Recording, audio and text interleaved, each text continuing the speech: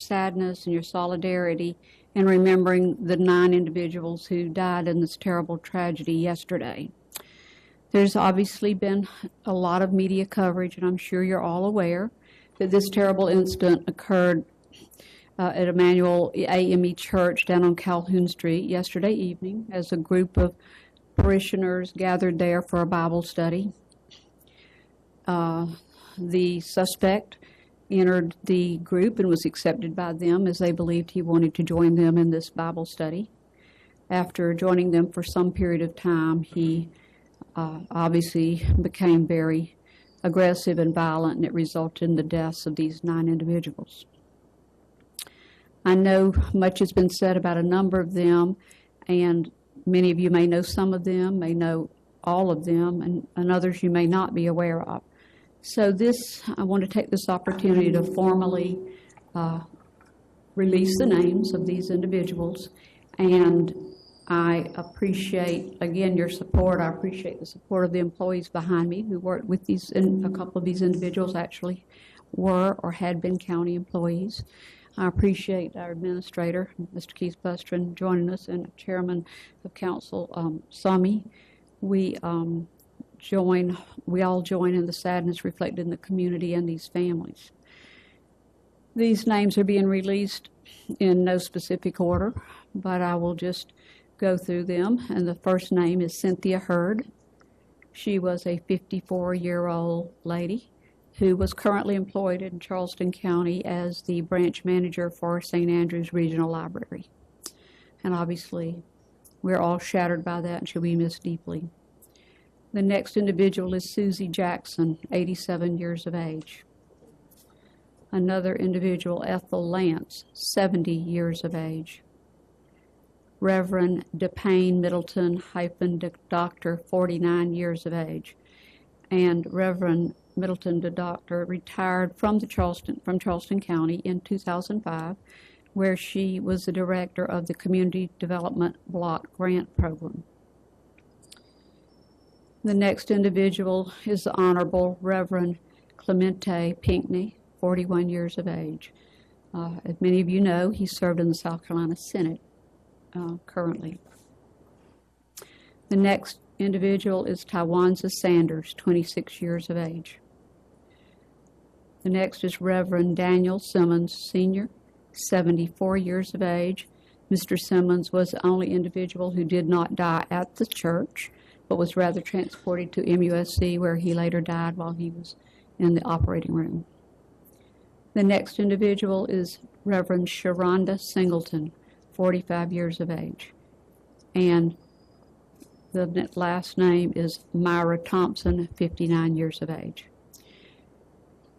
Obviously, you've been following the investigation. I'm sure you're aware that the suspect has been arrested and charged. And of course, the judicial system will move through the normal processes from here forward. In terms of my end of the investigation, we will be continuing our investigation through many means to include autopsy. Each one of the individuals will undergo an autopsy, which is important in cases such as this, particularly when we're talking about criminal cases. And while those autopsies are not expected to provide us any real new information, it's important to the process. It is based on our immediate observation and the report of what happened. It is obvious that these individuals all suffered gunshot wounds, and as a result, those individuals died. I do not have at this time any ideas about how the memorial services and plans by the families will go. As you can imagine, they are still very much in shock and deep grief over these losses. I've spent a great deal of time with them throughout the night, as well as my staff, and I have to tell you, they're the most gracious group of grieving individuals I've had. I hate to say the pleasure to serve, but it's been a pleasure to deal with such strong, wonderful people in the face of such a tragedy. For each one of them, as is customary, following autopsy, each individual family will choose a funeral home or whatever their wishes are in terms of disposition, and they will make the arrangements for their loved one per their family's decisions. At this time, I have no information about any plans for anything other than that. That may be forthcoming, but certainly I'm not knowledgeable about that at this time. Are there any simple questions I can answer? And I say simple because the investigation is very complex. It involves many, many agencies. Not only does it involve City Police Department, Sheriff's Office, of course, has been a supporting agency there, but a very large portion of the investigation is being conducted by SLED, and the FBI has been present since last night, and when I left them to come here, all of those entities were still very much involved in the investigation. Yes, sir. Is there any initial way to tell us now confirmation about the investigation? Actually, there's very little to add other than what I have said. It's obvious from the initial investigation that the gunman opened fire and all of these individuals suffered wounds that resulted in their death. And I'm not able, it would be inappropriate at this time to get into any more detail about the investigation. As that proceeds and as it's deemed appropriate to the process, that information, those details will be made available as we work together as a team, meaning Charleston City Police, SLED, and my office. Yes, ma'am. At this point, that would be a premature conjecture on my part, and it would not be appropriate either to try to speculate about something like that.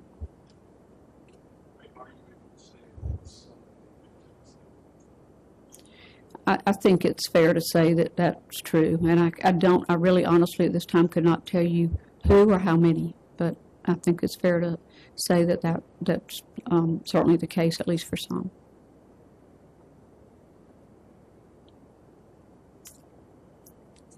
Any other questions I can? Sir. Mm-hmm.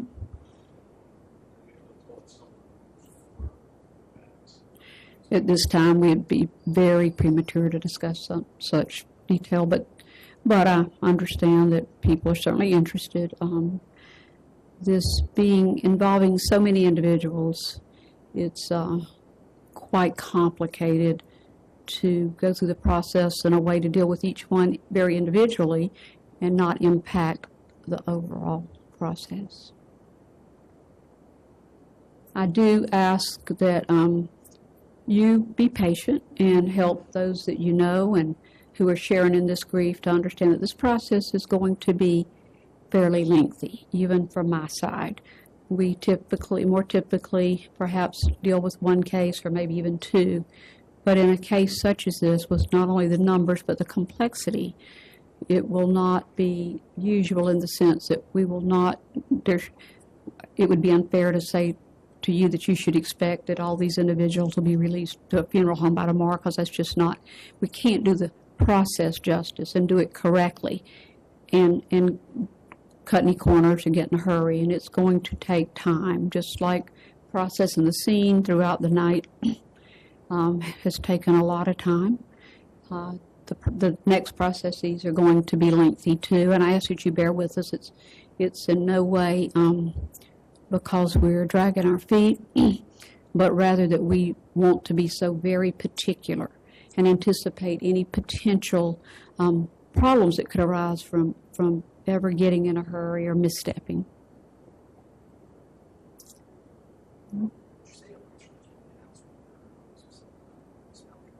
We actually have printed for you. It's available at the end here, the names and their ages. So. Can you tell us what this rate is like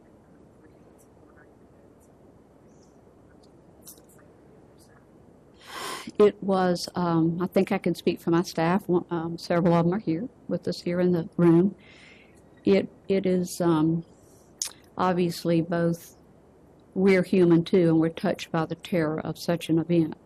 When I got the first call last night, my first honest thought was that my deputy who called me, who was on first call, was just getting ready to say this was sort of a prank, and she was going to say, ha ha. As soon as I went, but I knew. But as soon as she said it, and the tone said to me this was real, and immediately my heart started to sink because I knew that this was going to mean a forever impact on many, many people. I would be less than honest if I didn't also say that it took me back very rapidly. As many of you are aware, we just celebrated the anniversary of the Charleston 9. And for my staff, several of them here, we recovered 9 firefighters a few years ago, and it all flooded back. And as I approached this, it was somewhat disbelief that we could ever face something that horrific again. But we did then, and we learned a lot, and we served those people well. That was our intention. We served those firefighters and their families, and had the same commitment to serve these individuals and their families that we did to 9 firefighters. And I knew that my staff would step right up to it, and they did. I have to tell you that the deputy that called me, I immediately said, I'm rolling that way. I said, but I'm going to call my chief. I called her. I said, I need you. She said, I'll call 2 more. And by the time we all got there, I had 5 of my staff that worked all night long just in doing the very basics. By this morning, I was hoping I could send somebody home to sleep, but that turned out to be more like noon. But to enable the 5 of us to do that, that meant my other 2 that were left had to step up, and they were supposed to be off, and they had to cover my office. And you know what? I say that not in a whiny way, but to say they stepped up and said, we're here. I'll take the phones. We'll cover the call. And when I have a team like that, that's that committed to doing for everybody in this community day in and day out, and they recognize times of unusual need for the people who are suffering and in the community, I am blessed. I just got to tell you, that's my team. That's not me. That's a team. And their commitment is, I can't say enough about it, to serve these families. So that was, when you asked how I felt, and I guess maybe you got more than you bargained for, but that's a very real reaction to it. And as we look forward, we're going to continue to serve these families. It doesn't end for us today. We will go on and on with them for weeks and months and maybe years. But that's what our job is, to help them ever get to a point where they can step back into life and maybe smile a little bit. We started those today, but they will be done, and I can't tell you exactly how long it's going to take us, but over the next several days. And that's why I said that is not typical, but we are talking about 9 individuals at one time that are very complex in terms of a judicial process that's got to come out of this. And also, real honestly, we already had a full autopsy schedule for 2 days. So I'm superimposing on top of an already full schedule 2 more days worth. So. Anyone else have a question or anything I could elaborate or clarify? Would either of you gentlemen like to say a word? Thank you, Madam Coroner. On behalf of my family and all of the members of Charleston County Council, first of all, we'd like to express our deepest sorrow for all 9 individuals who were tragically and senselessly murdered last night at Mother Emanuel.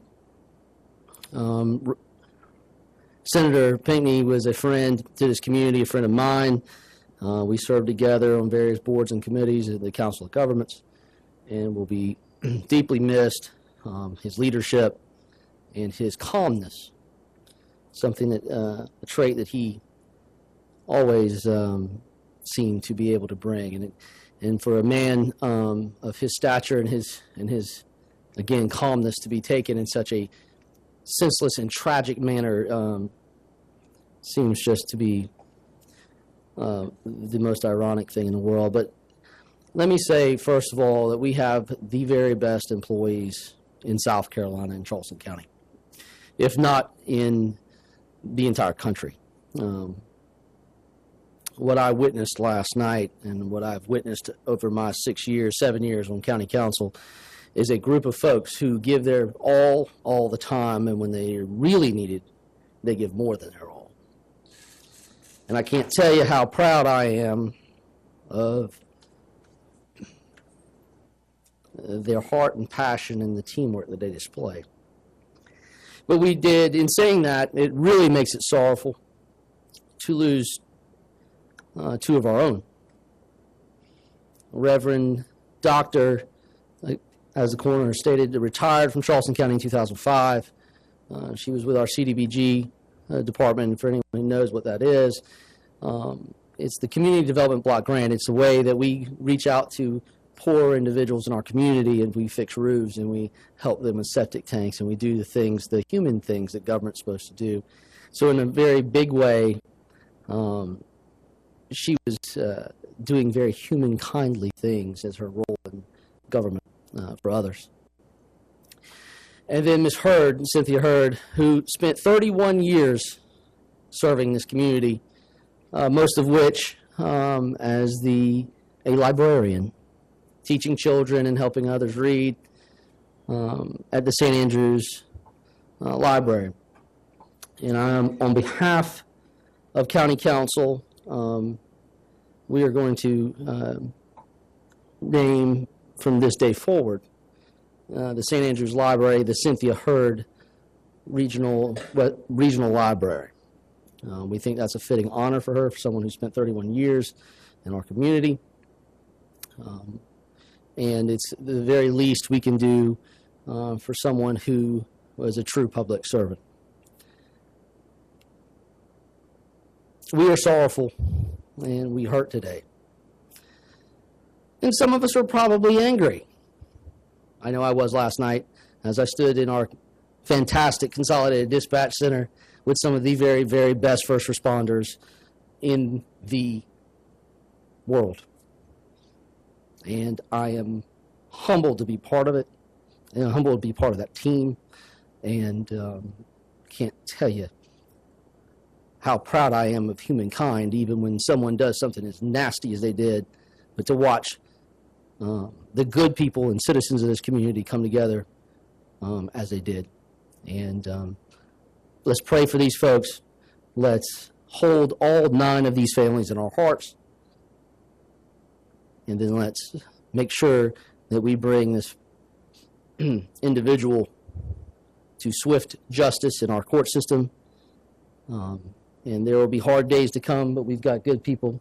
We've got good elected officials, like our coroner. And we're going to do the best by our citizens as one group. God bless you.